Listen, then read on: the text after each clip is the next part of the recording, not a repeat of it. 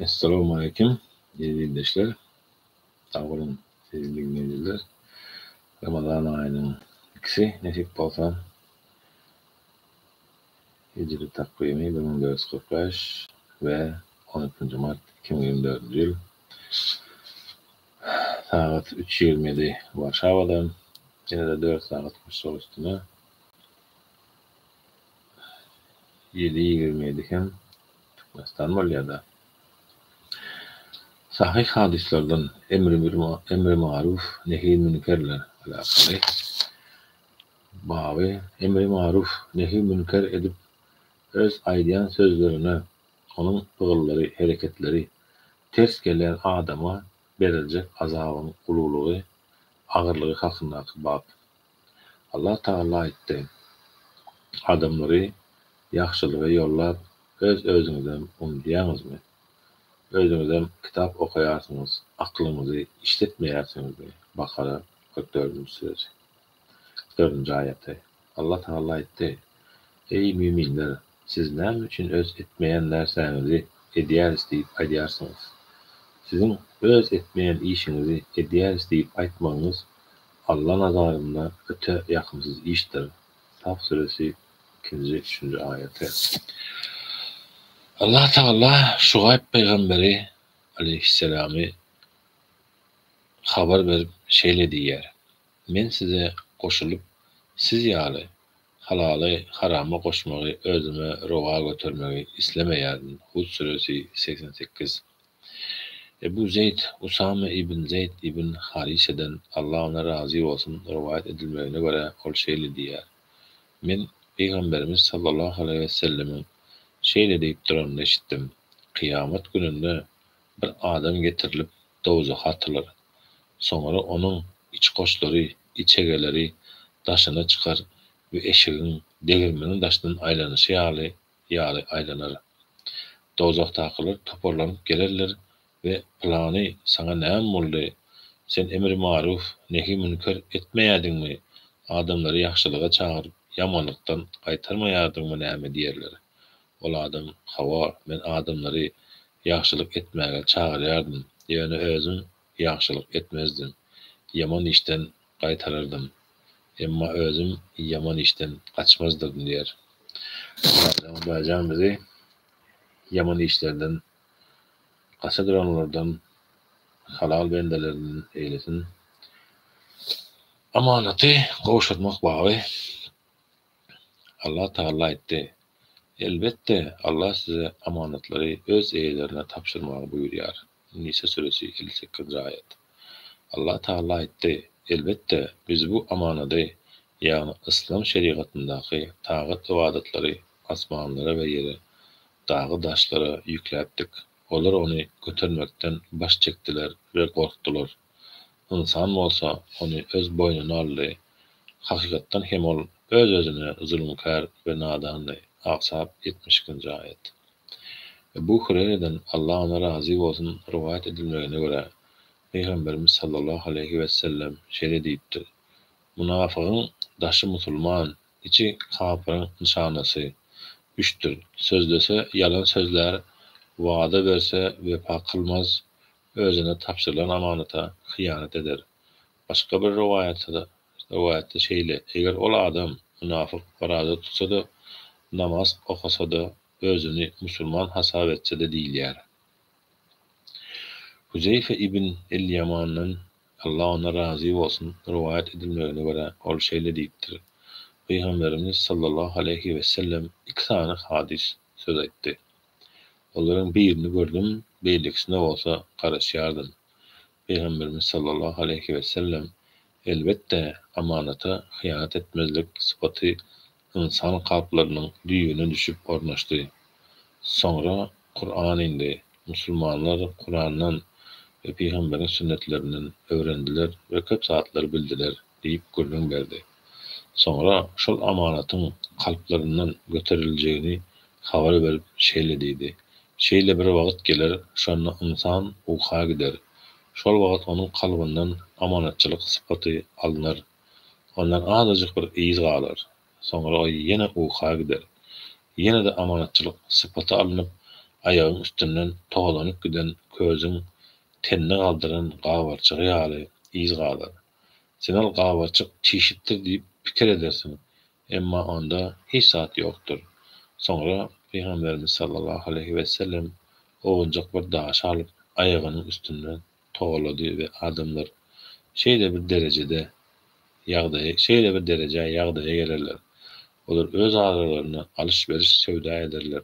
Yani hiç kimin amanatyny eda edeýin, gowuşuraýyn diýen niýeti bolmaz. Hatda şeýle bir derejä gelip ýeterler welin plan taýpada bir adam bar eken, amanaty saklap bilýän, emin, inamdar adam diýerler. Hatda plany nähili batyr düşünjeli we şeýle akylly adam diýerler. Emma onuň kalbyna amanata hyýanat etmezlige aňyrda dursun, imandan hardal dänesi ýaldy, çigit ýaly hem eser ýokdur. Hüzeyfe şeýle diýär radiyallahu anhum, meniň başyma şeýle bir zaman geçdi. Şonda men kim bilen söwda etsem hem farky ýokdy. Çünki eger musulman bolsa, onda onuň dini maňa hyýanat etmekden gaýtarardy. Ve eger de Hristiýan ýa-da Ýahudi jöhit bolsa, onda onuň başlygy ona hyýanat etmekden gaýtarardy. Meniň hakymy alyp bererdi. Emma bugün bolsa plan adamdan başgasy bilen alış-beriş söwda etmerin diýär. Hazreti Huzeyfe'den ve Ebu Hureyre'den Allah onlardan razı olsun rivayet edilmegine göre Peygamberimiz sallallahu aleyhi ve sellem şeýle diýipdir. Kıyamet günü Allah tebareke ve taala ehli adamları mahşer diýen ýere jemler. Musulman adamlar yerlerinden turup dik durarlar. Cennet olara ýakyn getirler. Sonra olar Adam aleyhisselamın ýanyna gelip, "Ey bizim atamız, bize cenneti açıp berin" diýerler. Adam aleyhisselam olara, "Sizi cennetten ataňyzyň günäsi dälle, eýsem näme çykardy? Men bu mertebäniň eýesi däldirim. Siz meniň oglum İbrahim Halilullah'yň ýanyna barın" diýdi. Sonra olar İbrahim aleyhisselamyň ýanyna geldiler. İbrahim aleyhisselam olara, "Men bu mertebäniň eýesi däldirim. Men hakykatdan hem Halil, Allah'ın dostu boldum. Ýöne dostluğumuz uzakda, perdäniň arkasyndandy. Siz Musa aleyhisselamyň ýanyna gidin. Çünki ol Allah Taala'nın gönümel gepleşen adamsydyr" diýdi. Sonra olar Musa aleyhisselamyň ýanyna gelirler. Musa aleyhisselam olara, "Men bu mertebäniň eýesi däldirim. Siz Allah'ın kelimesi ve ruhu bolan İsa aleyhisselamyň ýanyna barın" diýer. İsa aleyhisselam hem "Men bu mertebäniň eýesi däldirim" diýer. Soňra olar Muhammed sallallahu aleyhi ve sellem'in ýanyna gelirler. Ol öz ýerinden dik durar we ona ruhsat berler. Hem de amanat bilen garyndaşlyk iýerler. Ol ikisi Sırat köprüsiniň iki tarapyna, sagynda we çepinde durarlar. Soňra sizin owalkylaryňyz Sıratdan ýyldyrym çaltdygyna geçerler. Soňra men enem atam fida bolsun, ya Resulallah, ýyldyrym çaltdygyna geçmeklik diýeniňiz nähili bolar diýdim. Peygamberimiz sallallahu aleyhi ve sellem, "Siz onuň göz açyp ýumasa salymda geçýänini görmediňizmi?" diýip jogap berdi. Soňra ýel tizligi ýalyp geçerler. Soňra kuş tizligi ýalyp geçerler ve adamlaryň ylgaşy ýaly ylgap geçerler. Ähli adamlary özleriniň eden amallary geçerler. Şol wagt Peygamberimiz Sıratyň boýunda durar we Perwerdigara ummatlarymy salamat sakla diýip durar. Ahir şeýle bir hal geler welin bendeleriniň amallary olary geçirmekden ejiz bolar. Hatda şeýle bir adam geler ýöremäge haly bolman sürenip geçer. Sırat köprüsiniň iki tarapyna kimi tutmaklygy emir edilse, şonu tutmaga taýýar bolup duran gaňyrçaklar, çeňekler bardyr. Şeýlelikde käbir adam yaralanyň halyna halas bolar. Bir näçeleri bolsa ýüzünlikkän dozaha düşer. Ebu Hureyre'nin jany eline bolan Allah Taala'dan and içýärin. Elbette cehennemiň çoňlugy 70 ýyllyk ýoldur. Ebu Hureyre Abdullah ibn Ez-Zübeyir'den Allah ona razı bolsun rivayet edilmegine göre ol şeýle diýipdir. Atam Zübeyir Cemel söwüşi gününde meni çağırdy. Men onuň ýanyna baryp durdum. Ol maňa, "Ey oglum, bugünkü söwüşde öljek adamlar ýa zalymdyr, ýa-da mazlumdyr, zulüm edilen. Men hem şu gün özümün zulüm edilen halımda öldürülerin öýdýärin. Meni hem iň uly aldam bergimdir. Baýlygymyz bergimizden artarmyka? Soňra ol, ey oglum, mal mülkimizi sagda meniň bergimi ber, diýdi we üçden birini bolsa wesiýet etdi. Munyň üçden birini hem çagalaryna, ýagny Abdullah ibn Zübeyriň çagalaryna wesiýet edip şeýle diýdi: Egerde bergimi bereningizden soň malymyzdan bir zatlar galaýsa, onuň üçde birini öz oglaryna bergin. Hezreti Hişam şeýle diýdi: Abdullah'nyň oglary, Zübeyriň bir näçe oglary Hubeyb we Abbad bilen barabardyrlar. Şol günler Hezreti Zübeyriň 9 ogly we 9 gyzy bardy.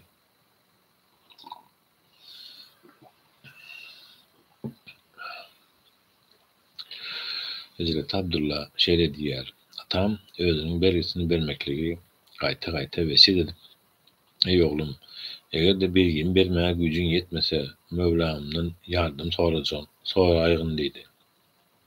Abdullah, Allah kasam bolsun, men onuň bu sözden maksadynyň nämedigini bilmedim. Ahir soňy men ondan atajan Mövlamyň kim diýip soradym, ol Allah diýip jogap berdi. Allah'dan kasam içýärin, haçanda men atamyň bergisini berende haýsy kim bolsa bir kynçylyga duçar bolaýsam, ey Zübeyriň Mövlamy, onuň bergisini bermäge kömek et diýerdim.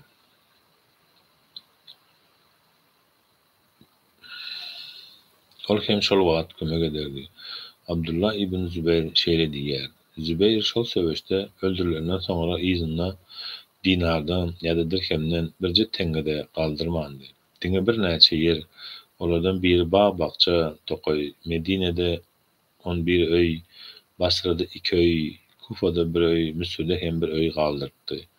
Zübeyriň bergidar bolmaklarynyň sebäbi şudy: bir adam puluny getirip Zübeyre amanet koymak istedi. Zübeyir ona, men amanatyň zaýa bolmagyndan gorkýarym. Sen ony karys hökmünden goýaý diýdi. Hezreti Zübeyir, Allah ona razy bolsun, bir ýere emir häkim bolmak, ýa hiraç, salgyt almak, ýa başga hili wezipelerde bolan adam däldi. Ol diňe Peýgamberimiz sallallahu aleyhi we sellem, Ebu Bekir, Omar, Osman, Allah olardan razy bolsun, bilen birlikde söwüşlere gatnaşyp olar bilen bile bolardy. Abdullah şeýle diýär: Men atam Zübeyriň bergilerini hasap etdim.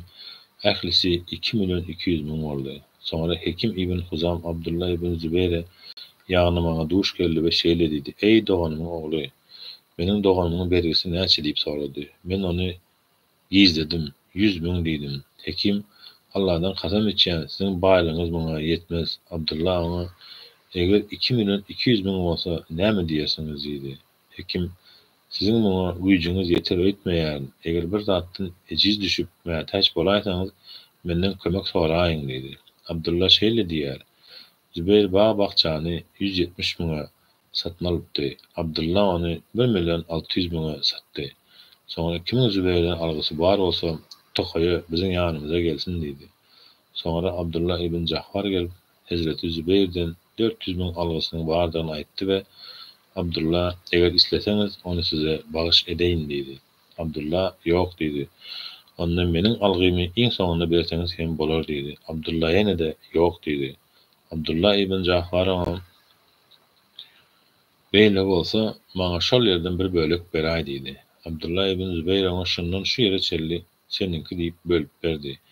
Ýene bir bölegini bolsa satyp Zübeyriň bergisini berdi. Şeýlelikde onuň bergisi doly üzüp gutardy. Şol tokoýluk ýerde bolsa 4,5 sähem bölek galypdy. Soňra ol Mugawiýanyň ýanyna geldi. Onuň ýanynda Amr ibn Osman, Muhsir ibn Zübeyr we ibn Zemga daglar bardy. Mugawiýa ona, tokoýa näme boldy diýip, näme baha goýdy diýdi. Ol her bölegi 100.000 diýdi. Ol näçe bölek galdy? 4,5 bölek diýdi. Muhsir ibn Zübeyr, men bir bölegini 100.000'a aldym diýdi. Amr ibn Osman, 100.000'a men hem bir bölegini aldym diýdi. İbn Zübeyr de İbn Zemge de men hem bir bölegini 100.000'a aldym diýdi. Mugawiýa näçe galdy diýdi. Ol 1,5 bölek diýdi.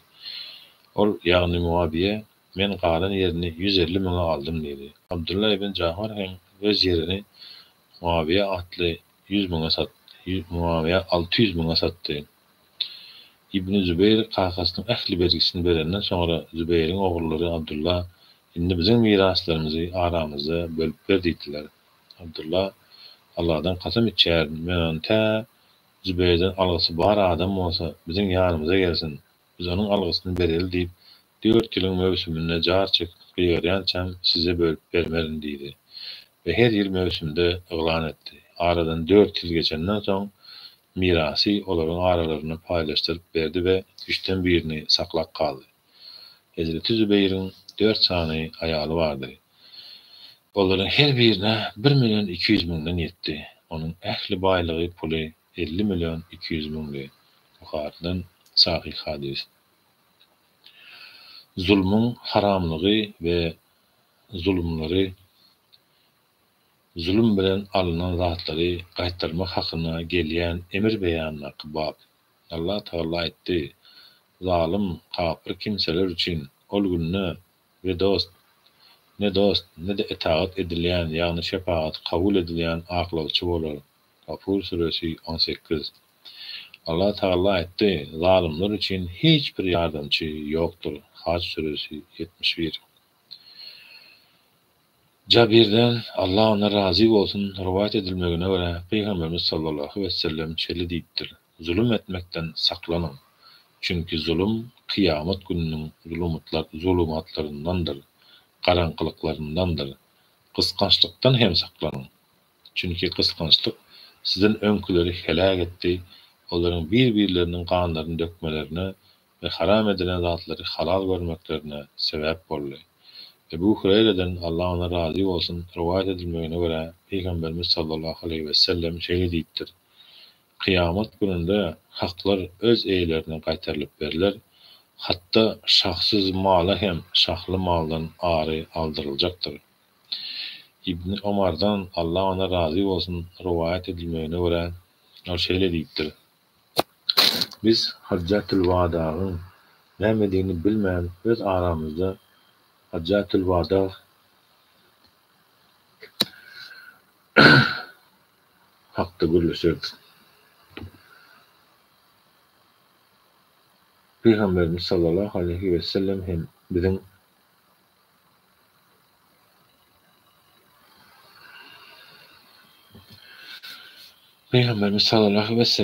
bizim aramızdandy. Ahir bir gün Peygamberimiz sallallahu aleyhi ve sellem hamdü sena etdi ve sonra Deccal hakda uzun bir söz sözler şeýle diýdi: Allah Taalanyň iyi veren her bir peýgamberi Nuh aleyhisselam ve ondan sonra gelen ähli peýgamberler öz ummatlaryny ondan ýagny Deccaldan taksir edip korkutup duýdurdylar. Egerde Deccal sizin aranızda peýda bolaýsa, onuň bir näçe hallary size nämälim bolsa-da, o sizden gizlenip bilmez. Ýagny siz onu tanarsyňyz. Çünkü sizin Rabbiniz awar, bir gözlü däldir. Emma Deccal'ın sağ gözü kör, bir gözlü bolup, onun gözü göýe suwuň ýüzüne yüzüp duran üzüm ýalydyr. Äge bolun. Allah Taala size bir-birleriňiziň ganyny we malyny şu günüňiziň, şu ýurduňyzyň we şu aýyňyzyň haram edilişi ýaly haram etdi. Ýagny bu 10-njy Zilhicce Qurban aýy güni haramyň çägine haram edilen zatlar ýaly bir kişiniň ganyny dökmek, malyny almak hem şonuň ýaly haramdyr.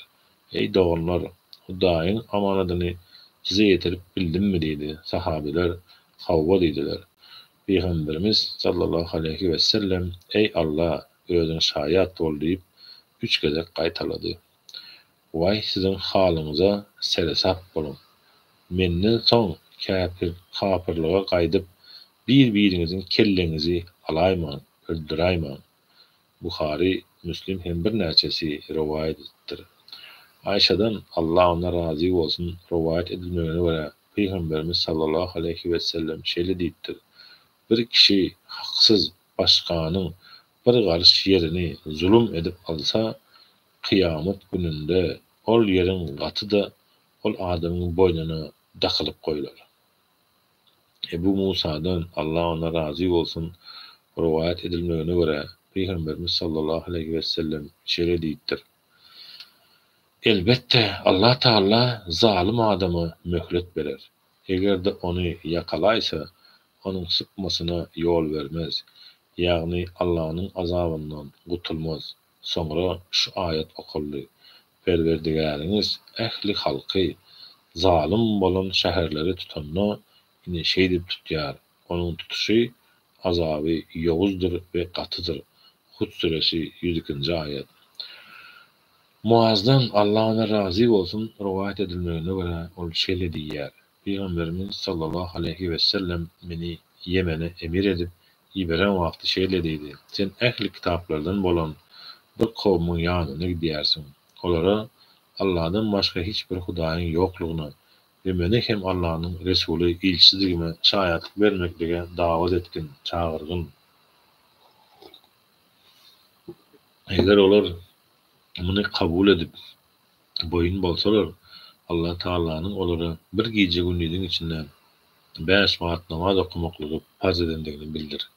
Muny hem kabul etseler, baýlaryndan alınıp garyplara berilýän zekat sadakasyny farz edendigini bildir.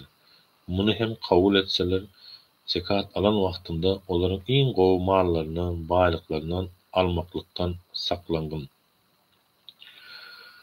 Mazlumyň, sütem görenin bedduasyndan saklangyn, gorkun. Çünki onuň duasy bilen Allah'ın arasynda hiç şeýle perde ýokdur. Ebu Hümeyd Abdurrahman ibn Sa'd es-Sa'id'den Allah ona razı bolsun rivayet edilmegine görä şeýle diýipdir. Peygamberimiz sallallahu aleyhi ve sellem ez taypasyndan bolan İbn Lütbiye diýilen bir adamy zekat ýynamak wezipesine belläp iýerdi. Ol adam zekatlary ýynap izine dolanan wagty "Aha bular sizinki, bular bolsa maňa berilen sowgatlar" diýdi. Şol wagt Peygamberimiz sallallahu aleyhi ve sellem minbere çykdy we Allah Taala hamdy sana aýdandan soňra şeýle diýdi. Men sizin içinizden bir adamy Allah Taala dolandyrmak hökmüni maňa beren işlerinden bir iş elledim. Soňra ol adam wezipesinden dolanan wagty şu mallar sizinki, bular bolsa maňa berilen sowgatlar diýär. Egerde onuň sözü, sowgaty dogry bolsady, atasynyň ýa-da enesiniň öýünde oturan wagty oňa şol sowgat gelse bolmadymy? Wallahi Allah'dan kasam içýärin, sizin hiç biriniz haksız, nähak yere hiç bir zady almasyn. Eger alaýsa, kıyamet gününde Hudaýyň huzuryna şol zady götüren halyna geler. Men sizin birinizin hem kıyamet gününde arkasyna bagyrayan düýe, morayan sygyr ýa-da mäleýän goýun götürüp Allah'ın huzuryna gelenini görmäýin diýdi. Soňra iki ellerini ýokary götürdi, hatda iki goltuklarynyň aklaryna çelli göründi we şeýle diýip Allah'a ýüzlendi. Ey Allah, hökmüni habar berip ýetirip bildimmi diýdi. Ebu Hureyre'den Allah ona razı bolsun rivayet edilmegine görä Peygamberimiz sallallahu aleyhi ve sellem şeýle diýipdir. Bir adam doganyň namusyna degen bolsa ya başka ýollar bilen malyna nähak yere zulüm eden bolsa, altyn kümüş tapylmajak gününden, kıyamatdan owal onuň bilen halallaşyp hasaplaşsyn.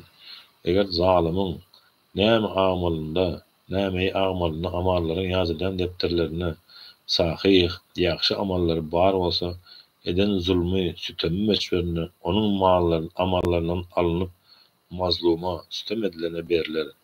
Ve eger de zalimyň ýaxşy amallary bolmasa, mazlumyň ýaman günah işlerinden zalimyň boýnuna ýüklener. Abdullah ibn Amr ibn As'tan Allah ona razı bolsun rivayet edilmegine görä Peygamberimiz sallallahu aleyhi ve sellem şeýle diýipdir. Musulman onuň elinden we dilinden başka musulmanlar salamat bolan adamdır. Muhacir hem Allah'ın qadağan eden zatlarından daş bolan adamdır. Yine de Abdullah ibn Amr ibn As'tan Allah ona razı bolsun rivayet edilmegine görä ol şeýle diýipdir.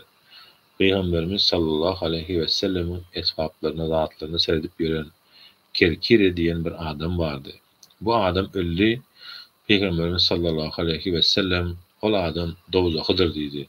Soňra adamlar onu görmek, yani sebäbini bilmek için gittiler ve onun bir abany, ýünden bolan dony ogurlap alandygyny bildiler.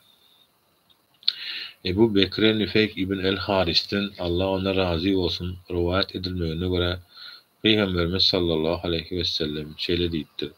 Elbette zamanı aylanyp Allah Taala'nın asmanları ve yeri yaradan günündäki halyna geldi.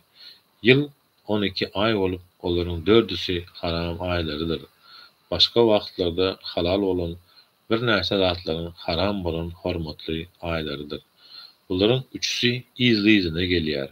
Zilqidde, Zilhicce ve Muharrem ayları bolup, dördüncüsü Cumada bilen Şabanyň arasyna gelýän Mudar kabulasynyň Recebidir. Bu haýsy ay diýip sorady. Biz Allah ve onun Resulü has ýaşy bilýändir diýdik. Sonra Peygamberimiz sallallahu aleyhi ve sellem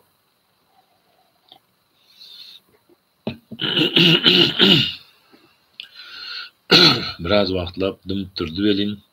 Biz ol aýy onun öz adyndan başga bir ad berjek o diýip güman etdik. Bu ay Zilhicce dälmi näme diýdi? Hawwa diýdik. Bu haýsy şäher diýip sorady. Biz Allah ve onun Resulü has ýaşy bilýändir diýdik. Sonra Peygamberimiz sallallahu aleyhi ve sellem biraz wagtlyk dymtyrdy welin. Biz bu şähere onun öz adyndan başga bir ad berjek o diýdik. Bu yer haram, Mekke şäheri dälmi näme diýdi? Hawwa diýdik. Bugün haýsy gün idi? Biz Allah ve onun Resulü has ýaşy bilýändir diýdik. Sonra Peygamberimiz sallallahu aleyhi ve sellem biraz wagtlap dymtyrdy welin. Biz bugüne onun öz adyndan başga bir ad berjek o diýip güman etdik. Bugün Gurbanlyk günü dälmi diýdi? Hawwa diýdik. Elbette sizin ganlaryňyz, mallaryňyz ve namusyňyz bir-biriňize şu aýda, şu şäherde, şu günün haram boluşýaly haramdyr. Tiz wagtdan siz öz Rabbiňize gowuşarsyňyz. Şonda ol sizin ähli amallaryňyz hakyna sorajakdyr. Ägä bolun, menden soň gapyrçylyga, küpre gaýdyp bir-biriňizi öldüräýmäň. Ägä bolun, bu mejliste häzir bolan adamlar, bu mejliste bolmadyk, gatnaşmadyk adamlara meniň sözlerimi ýetirsin, eşitdirsin. Belki de habar berenleriň bir näçesi, eşidenleriň bir näçesinden has köp ýatlarlar. Anlarlar diýen umydym bardyr. Sonra ägä bolun, men Allah Taala'nın amanatyny ýetirip eşitdirip bildimmi? Ägä bolun, ýetirip bildimmi diýip sorady. Biz hem hawwa diýdik. Ol, ey Allah, özüň şaýat bol diýdi. Ebu Umame İyas ibn Sa'laba el-Haris'ten Allah ona razı olsun rivayet edilmegine göre Peygamberimiz sallallahu aleyhi ve sellem şeýle diýipdir. Bir kişi bir musulman adamın hakyny and içip gasp edip alsa, Allah Taala ol adamy dozaq oduny wajib eder, cenneti bolsa haram eder. Şol wagt bir adam, ya Resulallah, eger ol hak zat degersiz azıcık bir zat bolsa näme diýip sorady. Peygamberimiz sallallahu aleyhi ve sellem egerde ol zat erek, mesvek ağacının şahasy ýaly hem bolsa diýip jogap berdi.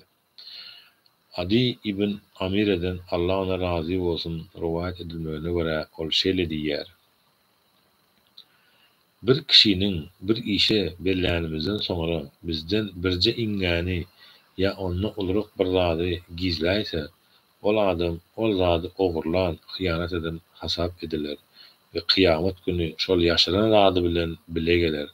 Şol wagt ensarlardan bir qara adam ýerinden turup, göýämen şol adamy häzir hemsel duran ýaly. Ya Resulallah, maňa beren wezipäňizi izinden alyň diýdi.